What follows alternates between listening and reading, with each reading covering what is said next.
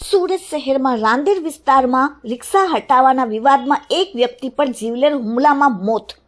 સુરત શહેરના રાંદેર વિસ્તારમાં રસ્તા વચ્ચે રિક્ષા ઊભી રાખવા પર થયેલ વિવાદમાં એક વ્યક્તિ પર 3 શખ્સો દ્વારા કરેલા જીવલેણ હુમલામાં રાજુભાઈ નામના વ્યક્તિનું મૃત્યુ થયું છે. આ ઘટનામાં રાંદેર પોલીસે હત્યાનો ગુનો નોંધીને 3 આરોપીઓની ધરપકડ કરી છે.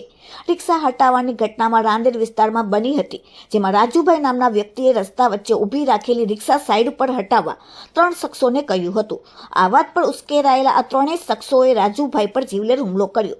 હુમલાના પરિણામે ગંભીર રીતે ઘાયલ થયેલા રાજુભાઈને નજીકની હોસ્પિટલમાં લઈ જવામાં આવ્યા હતા.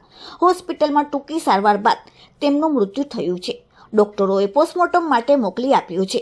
રાંદેર પોલીસે આ ઘટનાની તબક્કાવાર તપાસ શરૂ કરી છે.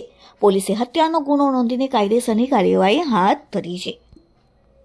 તારીખ 10/1/2024ના રોજ રાંદેર પોલીસ સ્ટેશન વિસ્તારમાં કાલુ, અનિલ અને સની 3 ઈસમો રિક્ષા લઈને નીકળેલા, જેઓએ રોડ વચ્ચે ઊભી રાખતા આ કામે રાજુભાઈ ભગાભાઈ સોલંકી નાઓએ રિક્ષા હટાવી લેવા કહેતા તેઓ વચ્ચે બોલાચાલી થયેલી અને બોલાચાલી બાદ મારામારી સુધી આ ઝઘડો પહોંચેલો, જેથી રાજુભાઈને આ 3 આરોપીએ લાકડા વડે માથાના ભાગે ઈજાઓ પહોંચાડેલી, જે બાબતે રાંદેર પોલીસ સ્ટેશનમાં BNS કલમ 103(1) મુજબ ગુનો દાખલ કરવામાં આવેલ અને રાજુભાઈ સારવાર માટે હોસ્પિટલમાં હતા, જેઓ સારવાર દરમિયાન 21/1/2024ના કલાક 21:23 વાગે મરણ ગયેલ છે, જેથી કાયદેસરની કાર્યવાહી પોલીસ દ્વારા હાથ ધરવામાં આવેલ છે.